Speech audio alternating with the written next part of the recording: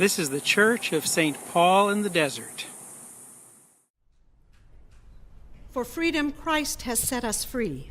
Stand firm, therefore, and do not submit again to a yoke of slavery. For you were called to freedom. There are probably in the neighborhood of 15 sermons in these lessons. I will try and refrain from preaching those 15 sermons. As I walked yesterday morning, I enjoy listening to Garrison Keillor and what's going on in Lake Wobegon. Well, one of the things Garrison Keillor said was, in July, people in Lake Wobegon don't want seminary professors to come and preach because they think they have to be brilliant. And what people in the pews really want is a beginning and an ending and a lot of closeness between those two. Unfortunately, at 8 o'clock this morning, I did not practice what I preached. So we'll try to concise it again today. But there really are tremendous things in these lessons. And we've lived through a week with tremendous change around us.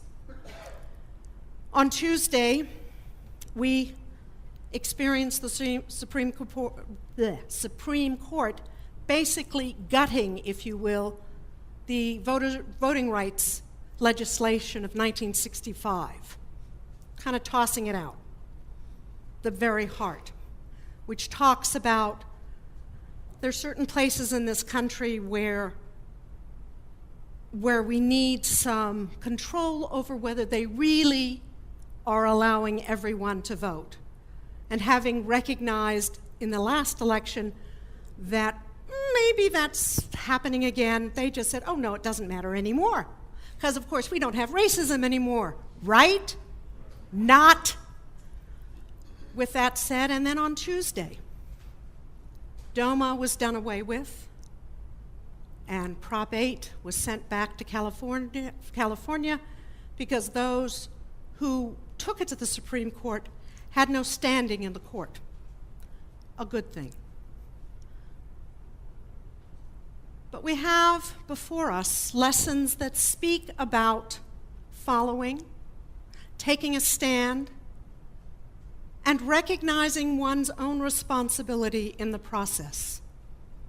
The Old Testament lesson is the beginning, if you will, of the end of the Elijah-Elisha cycle. And Elijah has been told by God that his days as a prophet are beginning to wane. And so, in fact, he comes to Elisha. He's told to go and do some of his final work, and then he is to find Elisha, and he casts his mantle, his cloak upon him to be his successor. It wasn't his idea that he should end his prophetic role, but somewhere he's been told that it's time. Now, in the rabbinic tradition, there are some who would say that part of the issue at hand was that Elijah was too zealous for the Lord because there was a lot of yes and no and very little maybe as far as he was concerned.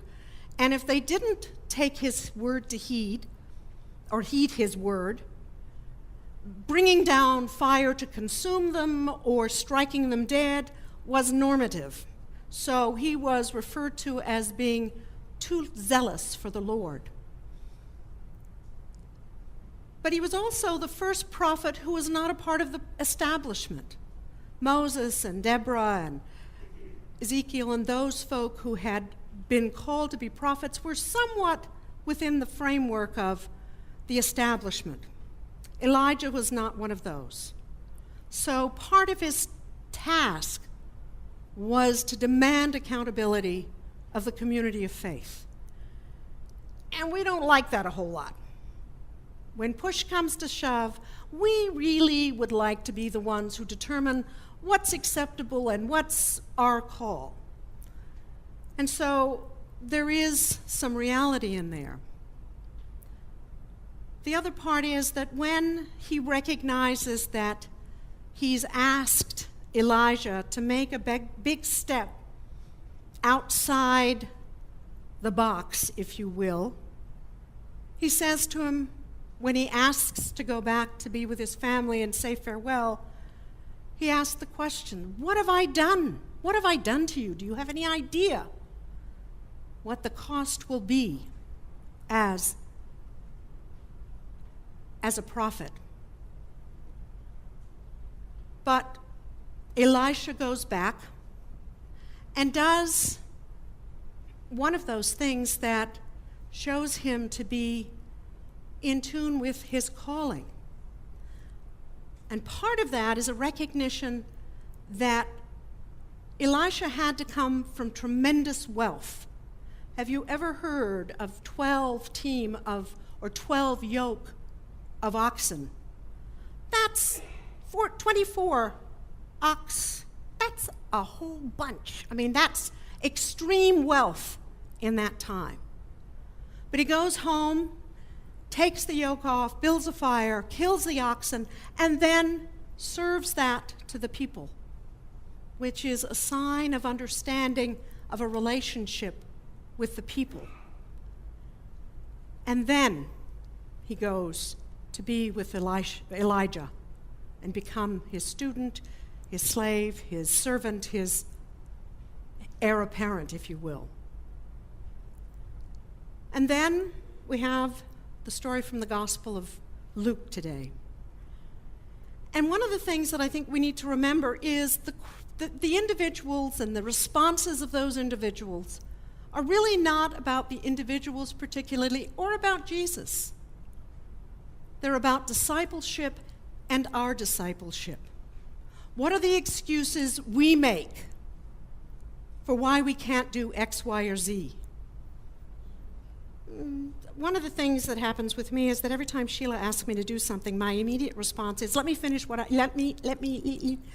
don't get up and do what she's asked me to do, which is okay, but it drives her crazy. You may experience that in your own relationships. The reality is, what are the excuses we make? Why can't we do X, Y, or Z? Why don't we want to do X, Y, or Z? Too much trouble makes us move out of the comfort zone, makes us recognize that maybe the box is too small anymore. What are our choices? What choices do we make? Discipleship is about choices. What do we say? What excuses come our way? It seems that for us, we're too caught up in too many things. Our fingers are in too many pots. We somehow are too busy doing this, that, and the other thing, and consumerism is a part of our world to the point that means that I may have to give up some of those things, may not be able to do some of what I want. But part of the reality is that Jesus keeps coming back to us and inviting us to follow. He continues, even though we miss the mark, even though we have all kinds of excuses, even though we really don't want to be out of the comfort zone, even though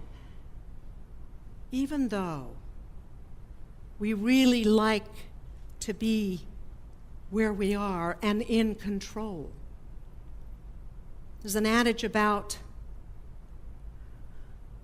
God being your co-pilot. Well, guess what, folks? God needs to be the pilot. You need to be the co-pilot. Just a little reference there. There's also something that says, a friend said that they wouldn't put a bumper sticker on their car, but the question of a bumper sticker going on their car would be, if you were accused of being a Christian, would there be enough evidence to convict you? Would there be enough evidence to convict you? Part of the choices, part of the decisions that we're called upon to make are about the cost. Are we willing to count the cost? Dietrich Bonhoeffer wrote a classic, The Cost of Discipleship. I'm sure many of you have read it. When he wrote that in the 30s, Nazism was just on the rise in Germany. I don't believe he really knew that his opposition would cost him the ultimate price, his life. Part about discipleship, part about making stands, is about counting the cost.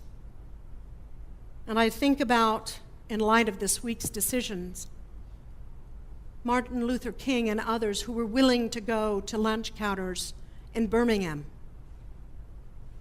I think about young girls killed by those who didn't want the box to change. I think about Elizabeth Cady Stanton. I think about 11 women who were willing to be ordained and the cost that they paid. Are we willing to take those stands, to count the cost of discipleship, to answer the call that Jesus offers to us?